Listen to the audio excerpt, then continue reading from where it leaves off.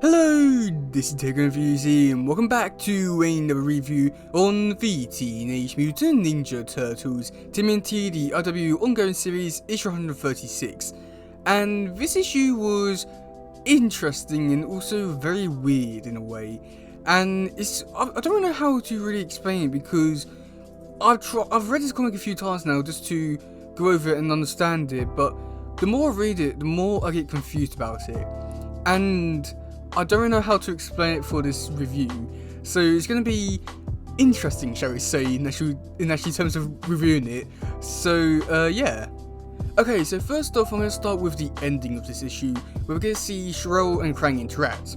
Okay, so basically, this issue is picking up, or this little scene is picking up where we left off in the Armageddon game issue number 4, and we see Krang has arrived with Bruno Island, and he's coming in contact with Sherelle, and we get to see that on Bruno Island, they've changed quite a lot, in terms of the Ultrams now ruling, and they're using all the dead Triceratops bodies to actually put Krang inside them, or the Ultrams inside them. I must admit, I do think that's like a really interesting thing to see, and I do think it would be like a really interesting thing to see, and I would like them to actually explore this in future issues, is maybe seeing the like Triceratops side of things.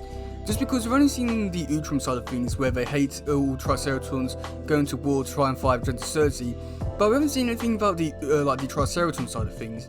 So I can only imagine that we're either going to find out eventually one day, not at all the Triceratops are just being killed off and now being used for the host bodies for the Ultrams. Either way, this is actually a really interesting thing, and we even do see some of the Ultrams actually being held up hostage. I must admit, I find this really interesting and fascinating with like where things could go with this. But that's when we get to see Krang come in contact with Sherelle, and is disgusted by the Ultrams using Triceratops bodies, and that's when we get to see Sherelle versus Krang. And this whole fight scene is, oh god, it's amazing. I don't know how to put this into words. I just got a big smile on my face when reading it. Even now, just thinking about it, you know, it puts a big smile on my face. It really just reminds me a lot of the Toast Road movie at the end when Krang is fighting Sherelle.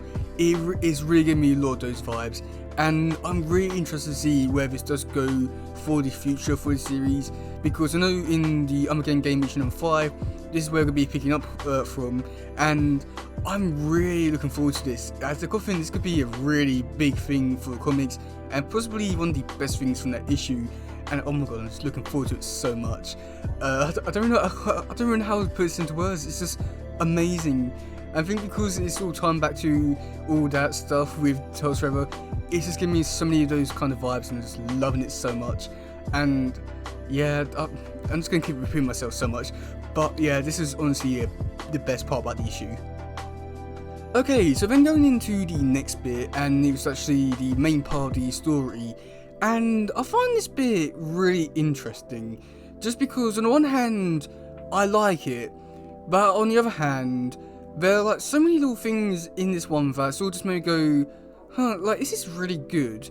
So overall this story, we get to see Donatello and Jenica trying to hold off the Ultram assassins from getting to Agenda 30, and they keep fighting and stuff like that.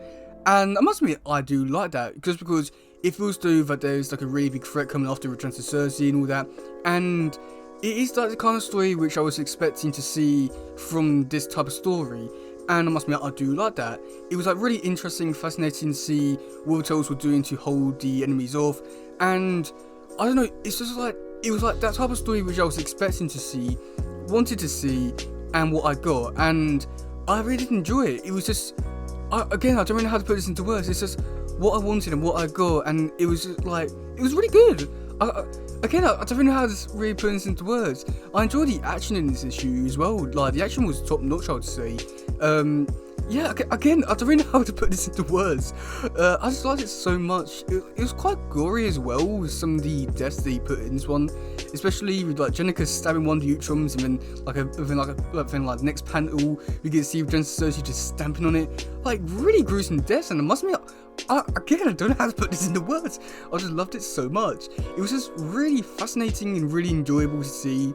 And then there were like some other little bits in here which was just like questionable good stuff, such as there was one panel where we get to see Donatello and Jenica run into battle, but Rhonda Patterson coloured in the mask wrong, so it's it's very weird, but it reminds that reminds me a lot of the 87 TV show when they would like swap masks and talk in different voices and stuff like that.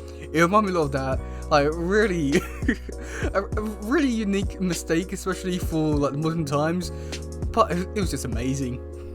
And yeah, besides all that, we do have some other little story elements inside this issue or the action, and we get to see Donatello's using his like glove thing in front of the Utroms, and that's when he creates this big portal thing.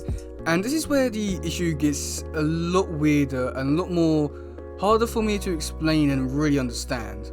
So basically, during this little bit here, we get to see him throw a portal or like a blast thing, and then that's when time freezes in a way, and everyone stops moving, but Donatello gets sucked into the portal, as well as a few of the Utrom's assassins.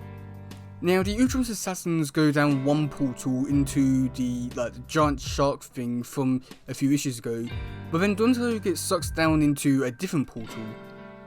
Now, going off some images that Sophie Campbell has released for issue number 4, The Alliance, I can tell that this whole storyline will be picked up in that issue, but with that in mind, I don't really know what really went down in this.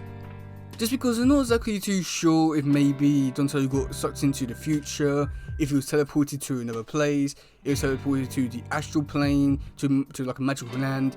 It's not set up that clearly, and I'm not too sure what's really going on with Donatello.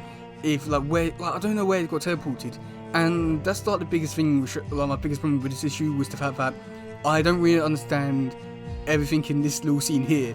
Like, where did Donatello get teleported to? I just don't understand that. How did his gauntlet thing work?